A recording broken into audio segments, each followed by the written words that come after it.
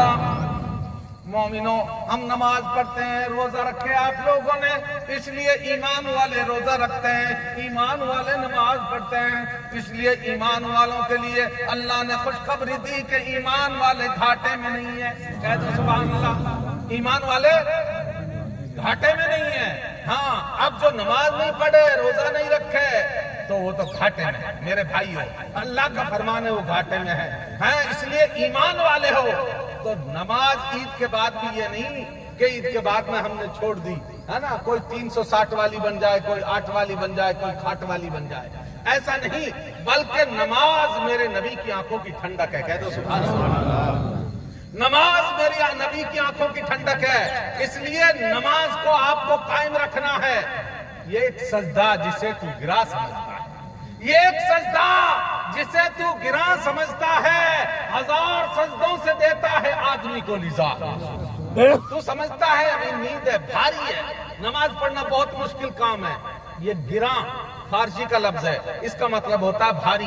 تو اپنے سر کو سجدہ کرنے میں بوجھ محسوس کرتا ہے مسلمان، یہ بوجھ نہیں ہے، یہ تجھے غیروں کی در در کی ٹھوکروں سے اور اغیار کے در کے چکر کاٹنے سے اور غیروں کے سامنے سے جھکنے سے، اس لیے کہ من کان لہو کان اللہ لہو، جو اس کا ہو گیا اللہ اس کا ہو گیا۔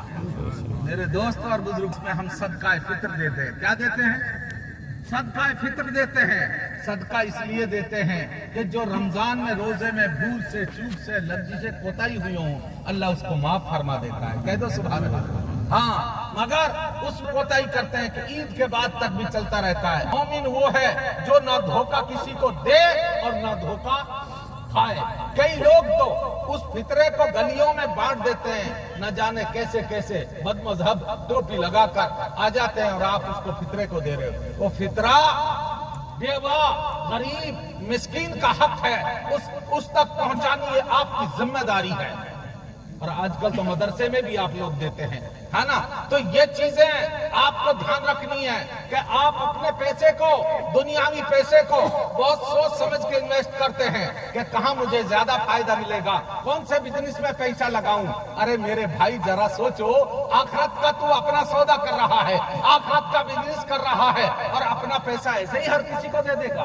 نہیں، اپنے مدارس، عیدگاہ، جماعت خانے اور اپنے بیوہ، مسکین، غریب اور مسافر، یتیم، بہت سے مصرف ہیں، اس کے خرچ کرنے کے وہاں خرچ کرو۔ صدقہ کی بات چل گئی تو میں آپ کو بتا دوں، صدقہ کتنی بڑی چیز ہے۔ اللہ اکبر، اللہ اکبر۔